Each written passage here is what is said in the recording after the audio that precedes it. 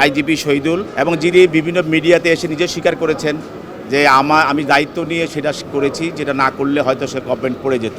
এবং রিমান্ড দরখাস্ত দেওয়ার পরিপ্রেক্ষিতে বিজ্ঞ আদালত রিমান্ড 7 দিনের রিমান্ড মঞ্জুর করেন। সাবেক আইজিপি যার নেতৃত্বে বা শাপলা চত্বরে হেফাজত ইসলামের যে মিটিং হয়েছিল, সেই মিটিংয়ে যার নেতৃত্বে সেখানে বোমা এবং গুলি মেরে হাজার হাজার এতিম সাধারণ মানুষকে হত্যা করা হয়েছিল এবং যিনি বিভিন্ন মিডিয়াতে এসে নিজে স্বীকার করেছেন যে আমি দায়িত্ব নিয়ে সেটা করেছি, যেটা না করলে হয়তো সে গভর্নমেন্ট পড়ে যেত। সেই আইজিপি শহীদুল ইসলামকে আজকে বিজ্ঞ আদালতে নিউ মার্কেট থানা একটি হত্যা মামলায় হাজির করা হয় এবং এই মামলায় আপনারা জানেন যে ওয়াদুদ নামে একজন ব্যবসায়ীকে হত্যা করা হয় পুলিশের গুলিতে।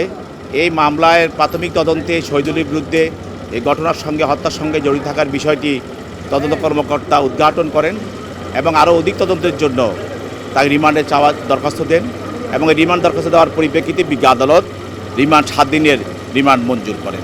250টিরও বেশি ডিজাইন অপশন নিয়ে ওয়ালটন স্মার্ট ফ্রিজ, বোঝে আপনার প্রয়োজন।